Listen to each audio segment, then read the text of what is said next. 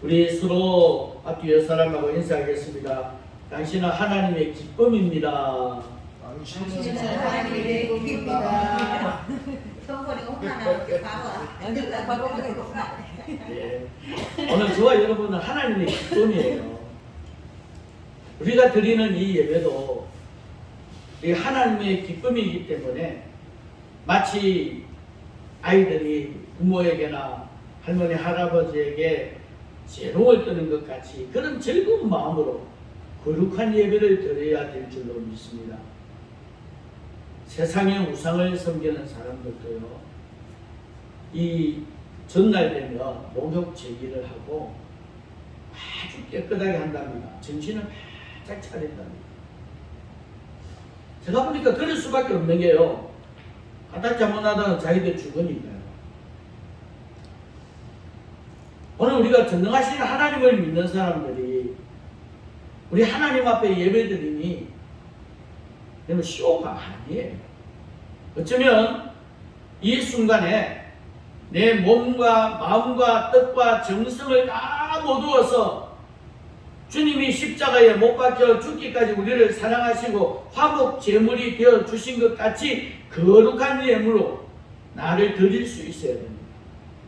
그래야 하나님이 받으실 때에 하나님이 오늘 저와 여러분의 예배를 보시고 기뻐하십니다.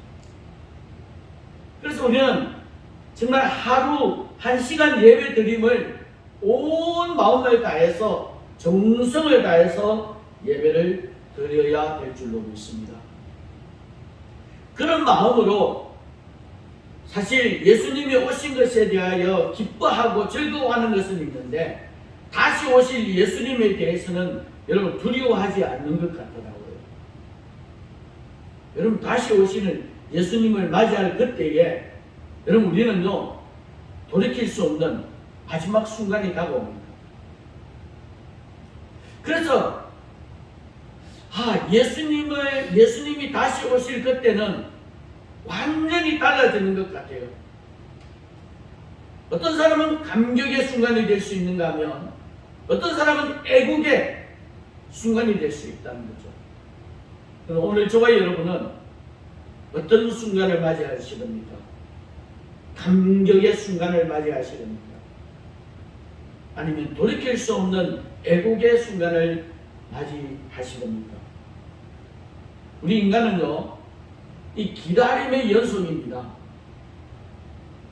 이 기다림이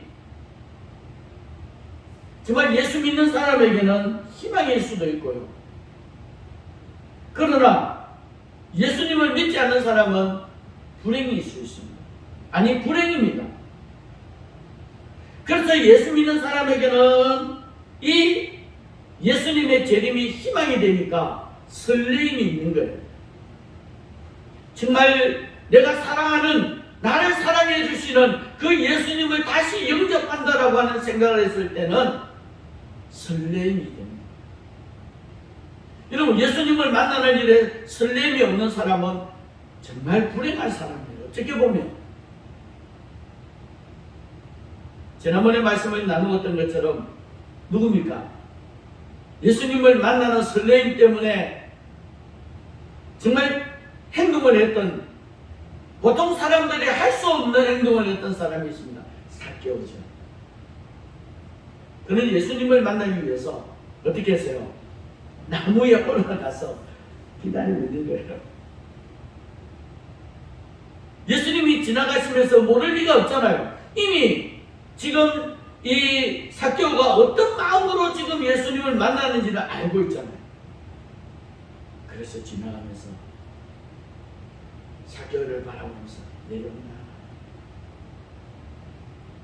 여러분 우리도 그런 주님이 그렇게 우리를 표현해 주시면서 이리 오너라 해주신다면, 두 팔을 벌려서 내게로 오라고 하신다면 여러분 어떠시렵니까? 아이고 부끄러워서 이러시렵니까?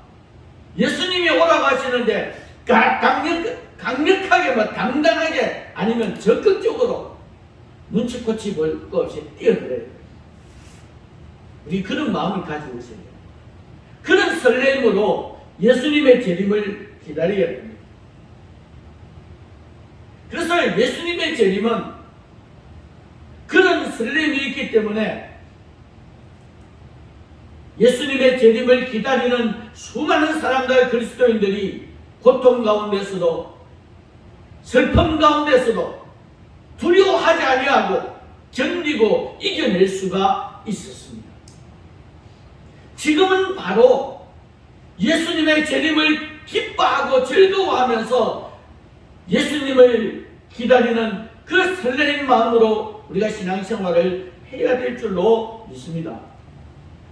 아무리 세상이 어렵고 힘들더라도 원망과 불평으로 세상을 등지는 것이 아니라 하나님이 나에게 주신 그 은혜로 말미암아 우리 주님을 기다릴 수 있는 저와 여러분이 되었으면 좋겠습니다. 인류의 역사는 예수 그리스도의 오심을 기다리고 있습니다. 성경은 예수 그리스도의 오심을 예언했습니다. 그래서 구약에서 예언하신 그대로 신약에 예수님이 오셨습니다. 성취하셨습니다. 그래서 구약에 예언하신 대로 어떻게 했습니까? 동정녀 마리아에게서 태어났습니다. 성경이 예언하신 대로. 그리고 베들레헴에서 태어나셨습니다.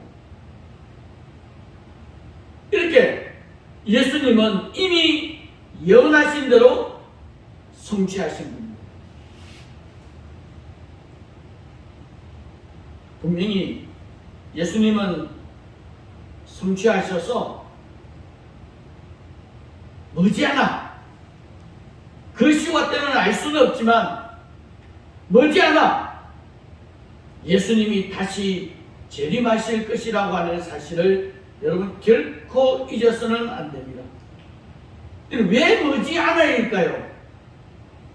우리가 살면 100살 아닙니까? 여러분 100살 지나고 나면 또 사는 것이 있습니까? 이 땅에서는 없어요. 근데 그 100살이 이 땅에 사는 그 순간이 잠깐이잖아요. 잠깐이면 끝납니다. 그 잠깐 동안에 우리가 정말 예수님을 기다리는 재림, 기다리는 믿음의 신앙생활을 해가야 됩니다. 그렇지 않으면 그 때가 다시 오지는 않는단 말입니다. 그래서 머지않아 분명히 주님이 오십니다. 그래서 예수님께서는 요한복음 14장에 친히 말씀하셨습니다. 내 아버지 집에 거할 곳이 많도다. 그렇지 않으면 너희에게 이르렀으리라. 내가 너희를 위하여 거처를 예비하러 가노니 가서 너희를 위하여 거처를 예비하면 내가 다시 와서 내게로 영접하여 나 있는 곳에 너희도 있게 하리라. 요한복음 14장 2절 3절 예수님이 친히 말씀하신 이 말씀을 여러분 기억하셔야 됩니다. 저는 이 말씀을 보면서 볼 때마다 떠오르는 감정이 있습니다. 제 동료 목사님이 모친이 돌아가셨는데 그 장례식에 가니까 이 간증을 하시더라고요. 어떤 간증이냐면 연세가 있어서 이제 돌아가시기 전이었는데 처음에 이제 위독하다 이래 하셨을 때에 이제 가족들이 다 모였더니 그 어머님이 그런 이야기를 하셨습니다. 자기가 보니까 아마 환상인 것 같아요.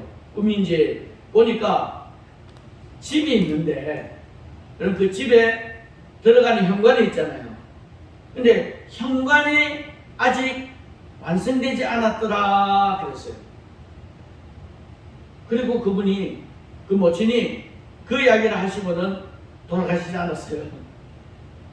근데 그 뒤에 다시 이게 이제 위독하시다고 그래서 모였더니 자녀들에게 그런 이야기를 하셨대요. 현관이 깨끗하게 아름답게 지어졌더라 그러고요. 그리고 그날 돌아가셨어요. 저는 이 말씀 그대로인 것 같더라고요. 여러분 오늘 저와 여러분의 집이 천국에 예비되어 있는데 오늘 저와 여러분을 위해서 예수님이 그 집을 짓기 위해서 올라가셨다는 거예요.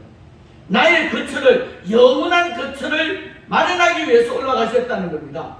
그러면 지금 오늘 저와 여러분의 집이 이 땅에서 어떻게 하느냐에 따라서 천국에서 집이 달라지는 거예요.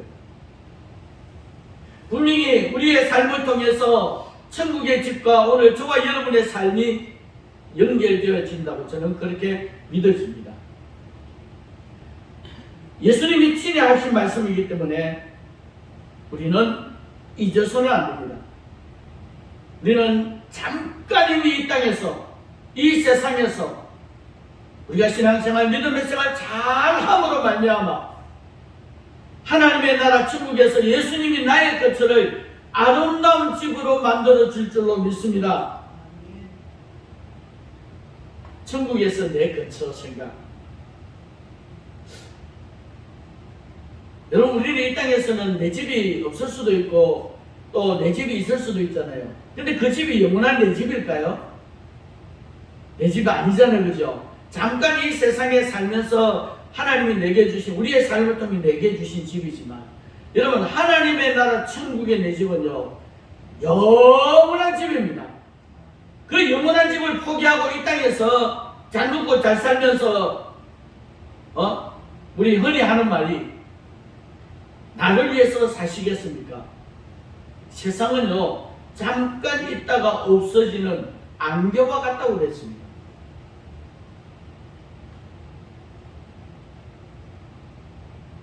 오늘 예수님께서 나를 위해서 지금 천국에 올라가셔서 나를 위해서 나의 거처를 준비하고 계시는 주님을 생각하면서 하나님의 나라 천국에 내 집을 짓는 일을 위해서 이 땅에서 열심히 신앙생활을 할 수 있기를 바랍니다. 자, 그런 면에서 볼 때에 오늘 저와 여러분은, 우리 그리스도인들은 기다리는 신앙생활을 잘 해야 됩니다. 그럼 저와 여러분 무엇을 기다려야 합니까? 바로 예수님의 재림을 기다려야 합니다. 우리 그리스도인들이 예수님의 재림을 기다리는 신앙생활이 되지 못하면 허무한 인생으로 끝날 수밖에 없습니다. 신약성경의 마지막 책을 쓴 요한이 증거하신 이가 가라사대 내가 진실로 속히 오리라 하시는 말씀에 뭐라고 고백했습니까? 아멘. 주 예수여 오시옵소서. 당시에 초대교회 성도들은요, 내가 다시 오마 하신 그 주님의 말씀을 우리는 기다리면서, 주님을 기다리면서 로마의 그 무서운 핍박과 시련을 견디어내었습니다. 그러나 세월이 흐를수록 변한 것이 없다고 주님의 재림을 부인하는 자들이 생기기 시작합니다. 다시 오실 예수님을 소망하며 기다리는 믿음을 가진 성도는 인내할 수 있었습니다. 왜요? 재림 때문에, 재림의 소망 때문에 인내할 수가 있었다는 겁니다. 고난도, 핍박도, 두려움도 견딜 수가 있었다는 겁니다. 재림이라고 하는 그 희망, 그 소망이 있기 때문에 가능합니다. 베드로는 하늘과 땅은 지금도 하나님의 말씀에 의해서 그대로 남아있는데, 이것이 역사적인 사실인데 우주의 영원설을 주장하면서 예수님의 재림을 부인하는 자들이 많았습니다. 그들을 반박한 거예요. 지금도 그렇잖아요. 지금도요, 이단들이요, 우리 그리스도인들을 혼란하게 만들고 있습니다. 우리는요, 잘못하면 그게 넘어가요. 제가 볼 때는 어떤 사람들이 넘어가느냐면요, 감사가 없는 사람입니다. 겉으로만 하는 척하지만 정말로 하나님 앞에 감사가 없는, 감사의 고백이 없는, 감사의 감정이 없는 사람들이 이단에 넘어갑니다. 그리고 또 보면요, 불평과 원망하는 사람들, 원망하는 교인들을 보면 다 넘어가요. 많이 넘어가요. 대부분. 그래서 여러분, 신천지나 여호와 증인이나 보세요. 어떤 사람들을 찾아옵니까? 교회 다니면 문패가 있음에도 불구하고 들어옵니다. 이야기 좀 하자는 거예요. 그래서 자기들만 가지고 있는 자기들 중심으로 만들어 놓은 성경 구절을 막 외워서 이야기하면서 대단한 처럼. 여러분요, 성경은요 1.1핵이라도 없어서는 안 됩니다. 있는 그대로의 하나님의 말씀을 믿고 순종해야 되는 것입니다. 여러분, 재림이 왜 더딜까요? 분명히 조만간에 재림하신다고 했는데, 초대교회도 벌써 재림한다고 했는데 왜 더딜까요? 여러분, 그걸 아시면요 정신을 바짝 차릴 수밖에 없는 겁니다. 바로 하나님은, 우리 예수님은 우리를 너무나도 사랑하셔서 지금 참고 계시는 거예요. 그래서 아무도 멸망하지 아니하고 다 모두 회개하기를 기다리시는, 원하시는 우리 하나님의 은혜입니다. 이게 더디 재림하시는 목적이라는 겁니다. 그러니까 결국은 내가 회개하고 내가 사랑하는 이웃이 회개하고 우리 주님을 영접할 수 있는 준비가 되어질 때까지 하나님의 그 사랑을 깨닫고 하나님을 사랑하고 사모하는 마음으로 살아가는 그들, 정말 예수님의 재림을 소망하면서 설레고 있는 그들을 향해서 기다리고 계십니다.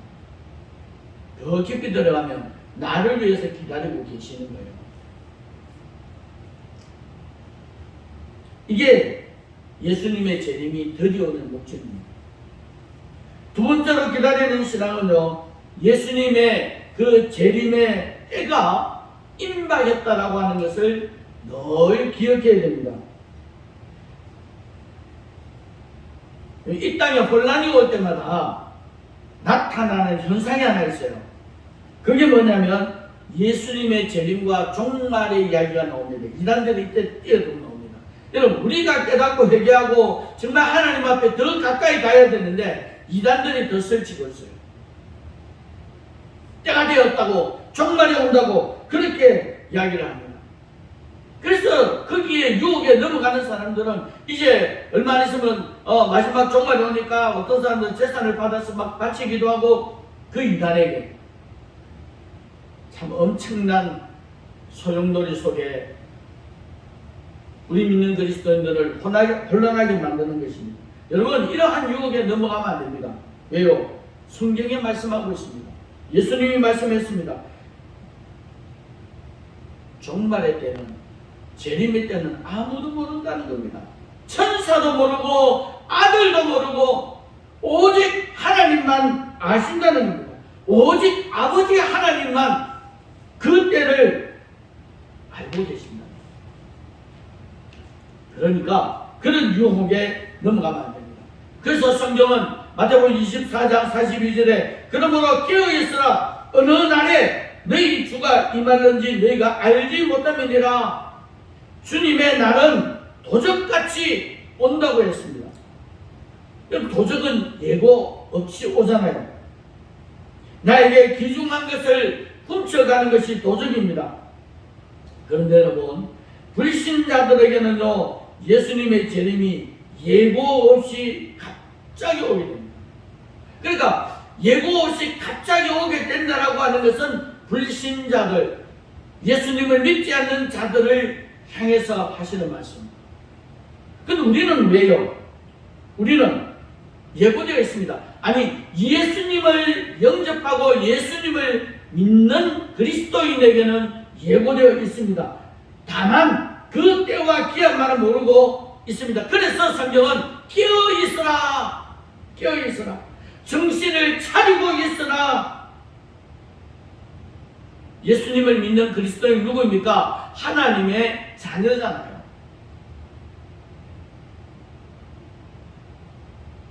데살로니가 전서 5장 4절에 형제들아, 너희는 어둠에 있지 아니하며 그날이 도둑같이 너에게 임하지 못하리니. 하나님의 자녀에게는요, 영접할 수 있는 그걸 알게 만들어 주십니다. 때가 되면 왜냐하면 오늘 저와 여러분은 그리스도인들은요, 하나님의 삐된 아들입니다. 낮의 아들입니다. 우리가 밤이나 어둠에 속하지 아니한다고 성경은 말합니다. 여러분, 인류 역사상 최상의 도둑맞는 사건이 일어날 때가 언제입니까? 무엇이? 그때는요, 재림하실 때에 우리 믿는 그리스도인들이 다 들지움을 받는, 우리 믿는 그리스도인들을 데려가는 그때가 세상적으로 보던 최고의 도적 같은 사건입니다. 도둑맞는 사건. 오늘 저와 여러분은 예수님이 재림하실 때에 모두 예수님을 영접할 수 있는 들림을 받는 그런 성도가 될 수 있기를 주님의 이름으로 축복합니다. 예수님의 재림은 예수님을 믿는 우리에게는요, 주님을 만나는 감격의 순간입니다. 자, 따라하십시다. 예수님의 재림은 우리에게 감격의 순간입니다. 믿습니까? 그 감격의 순간을 맞이하는 저와 여러분은 설레임이 있는 거예요. 우리 예수님을 만날 수 있다니까. 주님을 영접할 수 있고 주님을 만날 수 있는 그 순간이 감격의 순간이에요. 그래서 우리가 예배 드릴 때나 기도할 때나 찬양할 때나 우리가 복음을 전할 때나 이 감격의 순간을 생각하면서 복음을 전할 수 있어야 됩니다. 한 영혼을 정말 사랑하고 정말 하나님이 언제 오실지는 모르지만 깨어서 정신을 차리고 우리가 주님하고 교제하고 있어야 됩니다. 그렇지 않으면 주님이 오실 때 누구는 들림을 받는데 누구는 버려둠을 당할 수가 있다는 거예요. 오늘 저와 여러분은 어떠한 일이 있어도 주님이 재림하실 때 버려둠을 당하는 사람이 되지 않기를 주님의 이름으로 축복합니다. 따라하겠습니다. 불신자들에게는 지상에서 두려움과 떨림과 애곡의 순간입니다. 불신자들에게는요, 쉽게 말하면 예수님의 재림은 두려움과 떨림의 순간이에요. 그때는 애곡의 순간이에요. 울고 불고 아무리 난리를 쳐도 나는 너를 모른다는 거예요. 끝나는 겁니다. 우리가 어떻게 알 수가 있습니까, 지금? 여러분, 내가 만약에 99세까지만 산다면요, 그 사는 것이 정해져가 있다면 99세까지 죄를 짓고 내 하고 싶은 대로 하다가 한 1년 전쯤 내가 그래도 양심이 있으니까 그때부터 정신을 차리고 기도하면서 주님을 영접하면 안 되겠습니까? 주님의 부름은요, 내가 이 세상에서 주님의 부름은 예측을 할 수 없습니다. 우리 어르신들은 그런 이야기를 종종 제가 듣거든요. 가는 것은 순서가 없다고. 그러니까 지금 이 순간순간을 우리는 놓쳐서는 결코 안 됩니다. 오늘 저와 여러분에게는 예수님의 재림이 감격의 순간이에요. 그 설레임의 순간이 될 수 있기를 주님의 이름으로 축복합니다. 세 번째로 예수님의 재림을 기다리는 신앙은요, 항상 깨어 있어야 됩니다. 여러분, 우리 그리스도인들은 항상 깨어 있어야 됩니다. 예수님의 초림 때는 언제였습니까? 성탄절입니다. 전년 전에 오신 구약의 예언대로 오신 성취하신 예수님입니다. 그래서 우리는 이 성탄절을 우리 흔히 하는 말이 기쁜 소식을 전하는 복음이라고 했잖아요. 그렇다면 만민을 죄에서 구원하시기 위해서 오신 예수님이 지금은 이제는 재림 다시 오실 예수님은 죄에서 구원하시는 것으로 오시는 게 아니라 이제 우리 그리스도인들을 너는 내 자녀다라고 하는, 내 자식이라고 하는, 형제라고 하는, 가족이라고 하는 이 사실을 증거하고 그들을 데리러 오신다. 그때가 그래서 마지막 종말이라고, 마지막 때라고 그렇게 이야기를 합니다. 다시 말하면 예수님의 재림의 때에는요, 믿는 사람을 신랑이 신부를 데리러 오시듯 그렇게 오신다는 겁니다. 그래서 그 슬기로운 처녀, 5처녀 이야기, 그게 그 말입니다. 오늘 저와 여러분은 영적으로 주님이 오실 때에 신부가 되어서 신랑 되시는 예수님을 영접할 수 있어야 됩니다. 이 신부된 우리의 삶의 모습으로 멸류관을 얻기까지 정말 최선을 다해야 됩니다. 정말 있어야 됩니다. 그래서 서로 공면하면서 서로 밀고 당겨주면서 서로 받쳐주면서 함께 가야 되는 거예요. 우리는 가족이라고 하는 입장에서 볼 때는 함께 가야 돼요. 우리 영적인 가족이잖아요. 제가 조만간에 이 영적인 우리 성도로서 우선순위에 대해서 한번 말씀을 드릴게요. 여러분 이거요 한순간에 놓쳐버려요. 지금은 정말 중요한 때라고 봅니다. 그래서 깨어 있어야 한다고 주님은 말씀하셨습니다. 주님이 언제 오실지 모르기 때문에 깨어 있어야 된다. 정신 차리고 있어야 된다. 이 말씀을 생각하면서 그럼 어떻게 깨어 있느냐는 거예요. 있어야 된다. 잠자지 말고 그냥 눈 뜨고 기다려야 됩니까? 아니다는 거예요. 영적인 이야기입니다. 그것은 바로 믿음과 소망과 사랑으로 깨어 있어야 한다는 겁니다. 예수님은 세상을 심판하시기 전에 우리가 주의 것임을 나타내기 위해서 오신다 그랬습니다. 그래서 우리는 그리스도를 믿음으로 말미암아 구원을 받았고 예수 그리스도를 믿음으로 말미암아 우리를 살려주셨다는 겁니다. 그러므로 우리는 예수 그리스도를 위하여 예수님이 사랑하는 사람을 내 몸처럼 사랑하라는 겁니다. 내 이웃을 내 몸처럼 하나님을 온 정성을 다해서 목숨을 다해서 하나님을 사랑하라. 무슨 말입니까? 내 이웃을 사랑하라는 말은 하나님 예수님이 사랑하는 사람을 사랑하라고 하는 그 말씀이에요. 여러분 예수님이 사랑하는 사람을 미워하고 시기하고 질투하고 아니면 책망하고 아니면 저주하면 주님이 기뻐하지 않아요. 우리가 인간적으로 어떻게 이웃을 내 몸과 같이 사랑할 수 있습니까? 못합니다. 여러분 부모도 내 몸과 같이 사랑 못해요. 근데 어떻게 내 이웃을 내 몸과 같이 사랑하라고 하는 말이에요. 그 말은 예수님이 사랑하는 사람을 내 몸과 같이 사랑하다 그 말입니다.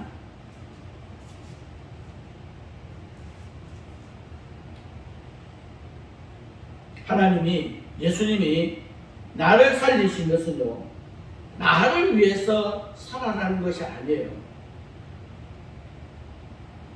나를 살리신 것은 주님을 위해서 살아라고 하는 말입니다. 제가 참 간증을 많이 들었습니다. 우리가 병이 나고 이러면요 한때는 기도원에 많이 갔어요. 거기 가서 막 부르짖고 안수기도 받고 그래가 살았어요. 그래서 돌아와서는 내가 살았다 기도하고 살았다 하는데 얼마 못 가요. 그 다음부터는 자기를 위해서 살아가다가 재발합니다. 재발해서 가면 끝이에요. 그래서 저는 그 이야기합니다. 우리 예수님께서 나를 위하여 십자가에 못 박혀 죽기까지 사랑해 주셔서 나를 살려주셨는데 제발 좀 재발하지 말라고. 재발하지 말자고. 그 길로 다시 돌아가지 말자고. 정말 우리 주님을 위해서 한번 살아보자고. 그 기간이 길지 않습니다. 예, 그게요 5년이 될지 10년이 될지 20년이 될지 전혀 몰라요. 그래서 어떤 사람은 정말로 회개하고 돌아와서 1년을 정말로 하나님 바르게 살다가 1년 만에 주님 부름 받는 사람이 있어요. 그래, 그건 모른다니까요. 그러니까 주님이 나를 살려주신 것은 예수님이 사랑하는 사람을 위하여 내가 살아라는 뜻이라는 것. 주님을 위해서 살아라고 하는 뜻이라는 것을 우리는 결코 잊어서는 안 됩니다. 세상은 종말이 가까이 왔다고 합니다. 분명히 왔습니다. 시기와 때는 알 수 없지만은 이 종말을 향해서 달려가고 있다는 사실입니다. 그래서 우리에게는 주님이 오시는 그 날을 가까이 다가왔다라고 하는 사실을 인식하고 근신하고 깨어서 기도하고 깨어서 주님 영접할 수 있는 영적인 삶을 살아야 될 줄로 믿습니다. 두 번째로는 말씀과 함께 깨어 있어야 됩니다. 여러분, 말씀과 함께라고 하는 것은 한마디로 말해서 하나님의 말씀을 읽고 듣고 암송하면서 말씀을 순종하며 살아야 된다고 하는 겁니다. 왜냐하면요, 히브리서 4장 12절에 하나님의 말씀은 살아있고 활력이 있어 좌우의 날선 어떤 것보다도 예리하여 혼과 영과 및 관절과 골수를 찔러 쪼개기까지 하시며 또 마음과 생각과 뜻을 판단한다 그랬습니다. 그러니까 내 이성과 지식으로는 하나님의 때를 알 수도 없고 예수님의 재림의 때를 알 수도 없지만, 그러나 하나님의 말씀을 가까이 하고 있다 보면 하나님의 말씀이 나를 그렇게 이끌어 주신다고 하는 겁니다. 시대를 분별할 수 있는 능력을 주신다고 하는 겁니다. 하나님의 말씀이 없으면요, 시대를 분별할 수 없습니다. 아무리 기도 많이 해도 말씀이 없는 기도, 아무리 하나님 앞에 충성하고 헌신하고 사랑한다 할지라도 하나님의 말씀이 없는 그 어떠한 능력도 은사도 오래가지 못합니다. 예수님의 재림을 기다리는 희망은 말씀을 통하여 견딜 수가 있습니다. 마지막으로 기도함으로 깨어 있어야 됩니다. 하나님의 말씀과 기도로 깨어 있어야 됩니다. 기도는 영적으로 건강하게 만듭니다. 기도는 하나님과 교제함으로 하나님의 뜻을 분별하게 만듭니다. 영이 맑고 깨끗해야 영의 일을 분별할 수 있다고 성경은 이야기합니다. 그래서 마태복음 24장 42절 43절에 그러므로 깨어 있으라 어느 날에 주의 너희 주가 임하는지 너희가 알지 못합니다. 너희도 아는 바니 만일 집주인이 도둑이 어느 시각에 올 줄을 알았더라면 깨어있어 그 집을 뚫지 못하게 하였으리라. 말 그대로입니다. 내가 깨어있으면 도둑이 못 들어와요. 그러나 잠자고 있을 때 도둑이 들어온다는 그 말입니다. 영적으로 깨어있어야 된다는 말입니다. 너희는 그 날과 그때를 알지 못하기 때문에 더더욱으로 영적으로 깨어있어야 됩니다. 영적으로 깨어있기도 해야 되지만 시험 들지 않게 깨어있어야 됩니다. 왜냐하면 우리 마음은 원이지만 육신이 약하잖아요. 예수님의 제자 신명도 겟세마네 동산에서 기도할 때에 야 여기서 잠깐 있으라 기도해라. 그리고 예수님이 기도하고 오시니까 다 자고 있는 거예요. 그래서 주님이 아니 그건 잠깐 또 못 자고 깨어 못 있냐, 좀 기도 못하냐, 그 말이에요. 그 모습이 오늘날 저와 여러분의 모습이 되지 않기를 바랍니다. 늘 깨어서 언제든지 주님 오시면 영접할 수 있는, 내 육신의 눈은 잠들지라도 영으로 깨어 있으면 주님이 오실 때 영접할 수 있다는 말입니다. 말씀이 없고 기도가 없는 사람은 주님이 오시도 모르고 잠자는 거예요. 도둑이 오는데도 도둑도 모르고 잠자는 거예요. 오늘 말씀을 맺습니다. 지금은 은혜 받을 만한 때입니다. 한번 따라하겠습니다. 지금은 은혜 받을 만한 때입니다. 예, 세상이 힘들다고 은혜가 없는 것 결코 아닙니다. 지금은 은혜 받을 만한 때입니다. 구원의 날입니다. 이제 우리는 아멘 주 예수여 오시옵소서 주님의 오시기를 고백할 수 있기를 바랍니다. 오늘 대림절입니다. 대림절만이 아니라 날마다 예수님의 재림을 기다리며 소망의 삶을 살아야 합니다. 예수님의 초림인 예수님의 탄생, 오늘 우리 인류에게 죄인을 구원하러 오신 예수님의 오심이 기쁜 소식이라고 했습니다. 그래서 이 성탄절을 기뻐하며 감사함으로 하나님께 영광을 돌리고 다시 오실 예수님 재림을 믿음으로 준비하는 저와 여러분이 될 수 있기를 주님의 이름으로 축복합니다. 아멘.